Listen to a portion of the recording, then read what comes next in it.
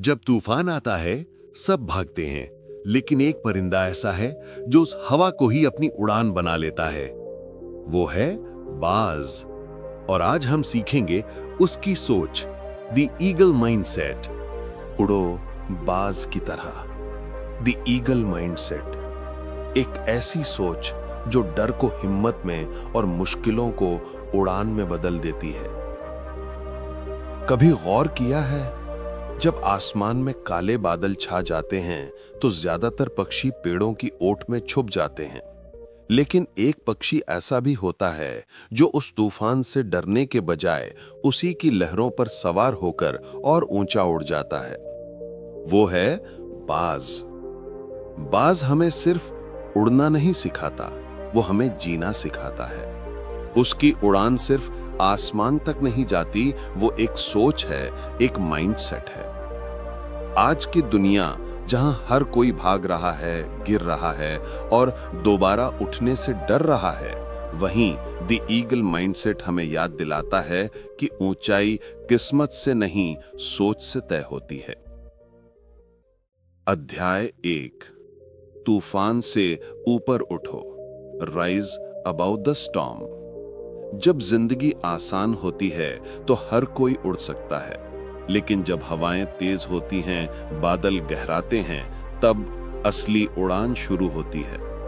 बाज तूफान से भागता नहीं, वो अपने पंख फैलाता है और हवा की ताकत को अपने पक्ष में इस्तेमाल करता है।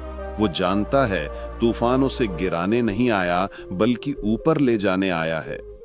हमारी जिंदगी में भी ऐसे तूफान आते हैं, असफलता, दिल टूटना, रिजेक्शन, आर्थिक मुश्किलें और कभी-कभी खुद पर शक। इनमें से कोई भी तूफान हमें खत्म नहीं करता अगर हम उसका सामना करना सीख जाएं। हर तूफान दो बातें लेकर आता है, या तो डर या दिशा। जो लोग डर चुनते हैं वो रुक जाते हैं, जो दिशा चुनते हैं वो उड़ जाते हैं।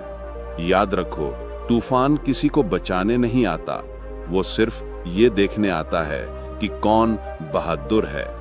ईगल माइंडसेट का पहला नियम यही है, तूफान से भागो मत, उससे ऊपर उठो।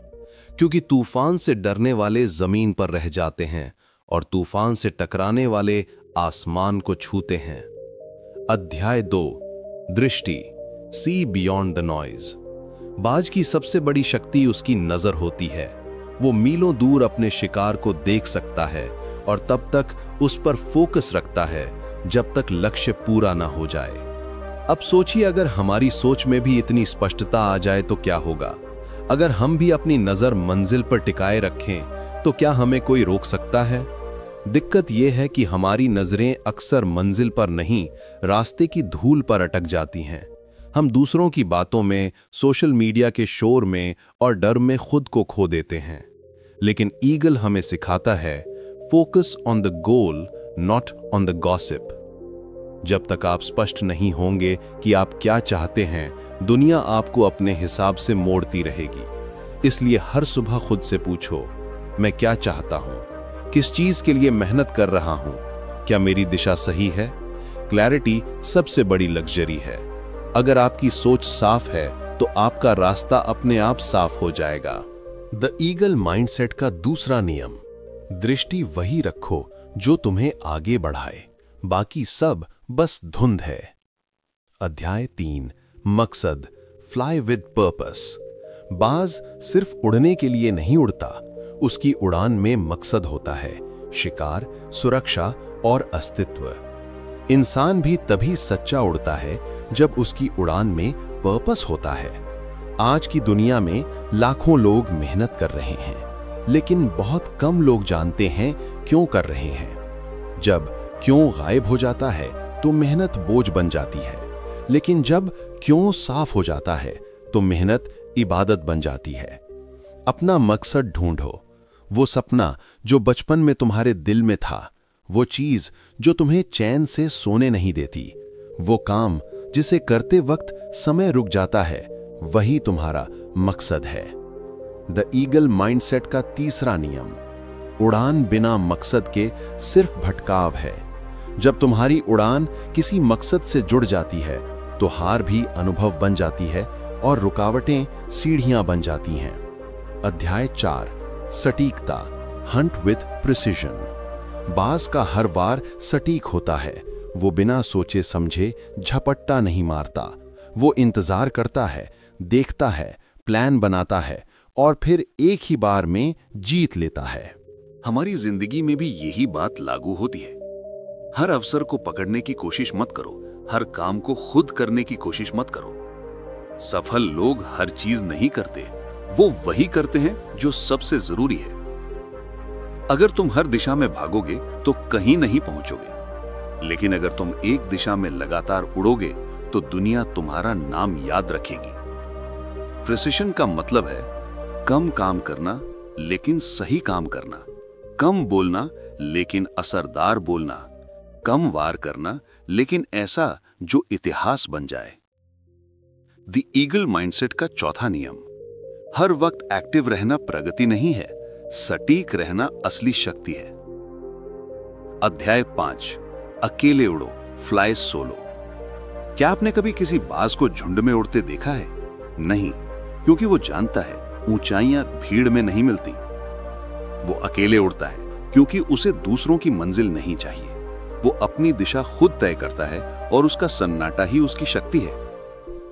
आज के समय में हम सब किसी न किसी अप्रूवल की तलाश में रहते हैं, किसी से लाइक, किसी से तारीफ, किसी से सपोर्ट। लेकिन असली ताकत तब आती है जब आप खुद को अप्रूव करते हैं, जब आप ये समझ जाते हैं कि आपको किसी की वैलिडेशन की जरूरत नहीं है। अकेलापन कमजोरी नहीं है, वो एक ऐसी जगह है जहां इंसान खुद से मिलता है। द ईगल माइंडसेट का 5वां नियम, जो अकेले उड़ना सीख लेता है उसे कोई गिरा नहीं सकता। हर बड़ा इंसान किसी न किसी मोड़ पर अकेले चला है। वो लोग जिन्हें दुनिया नहीं समझ सकी, आखिर में वही लोग दुनिया को बदल गए। इसलिए अगर आज आप अकेले हैं तो डरिए मत, ये वही वक्त है जब आप खुद को खोज रहे हैं। अध्याय 6, फिर से उठो, राइज अगेन। हर बाज की जिंदगी में एक वक्त आता है जब वो थक जाता है, उसके पंख भारी हो जाते हैं, उसकी चोंच मुड़ जाती है और वो उड़ नहीं पाता। लेकिन फिर वो एक कठिन निर्णय लेता है। वो खुद को तोड़ता है ताकि दोबारा बन सके। वो अपनी पुरानी चोंच और पंख नोच देता है, दर्द सहता है, लेकिन कुछ महीनों बाद फिर से नए पंखों के साथ उड़ान भरता है, पहले से भी ऊंची। जिंदगी में भी ऐसा ही होता है। हम टूटते हैं, हारते हैं और कई बार बिखर जाते हैं, लेकिन वही पल हमें नया बनाता है। हर गिरावट एक संदेश होती है कि अब वक्त है खुद को अपडेट करने का। हार से डरना नहीं चाहिए, क्योंकि हार के बिना ताकत नहीं बनती। अगर बाज उस दर्दनाक ट्रांसफॉर्मेशन से गुजर सकता है तो हम क्यों नहीं। द ईगल माइंडसेट का 6वां नियम, गिरना अंत नहीं है अगर तुम दोबारा उठने का फैसला कर लो। हर सेटबैक एक कमबैक का बीज होता है, बस तुम्हें तय करना है कि तुम उस बीज को दबाओगे या उससे नई उड़ान उगाओगे। The sky has no limit. बाज हमें सिर्फ उड़ना नहीं सिखाता, वो हमें यह सिखाता है कि सोच ऊंची रखो, नजर साफ रखो और हिम्मत जिंदा रखो। उसकी कहानी हमें याद दिलाती है कि जब तूफान आए तो डरना नहीं, उड़ना है। जब लोग हंसें तो रुकना नहीं, सीखना है। जब सब दूर जाएं तो अकेले चलना है और जब गिरो तो फिर से उठना है। द ईगल माइंडसेट किसी मोटिवेशनल कोट्स की किताब नहीं है, ये एक जर्नी है खुद से खुद तक। हर इंसान के अंदर एक ईगल छुपा है जो सही वक्त का इंतजार कर रहा है। वक्त आ गया है उसे जगाने का। अब वक्त है कहने का कि मैं भी उड़ूंगा, लेकिन भीड़ की तरह नहीं, बाज की तरह। अगर इस सोच ने आपके अंदर थोड़ा भी आग जगाई हो तो नीचे कमेंट में बताइए आज आप कौन सा तूफान फेस करने वाले हैं। अगर आपको यह वीडियो पसंद आई तो लाइक और सब्सक्राइब करना ना भूलें, क्योंकि हम हर हफ्ते लेकर आते हैं ऐसी ही प्रेरणादायक ऑडियो बुक। तो चलिए मिलते हैं अगली वीडियो में। तब तक के लिए हंसते रहिए और मोटिवेटेड होते रहिए।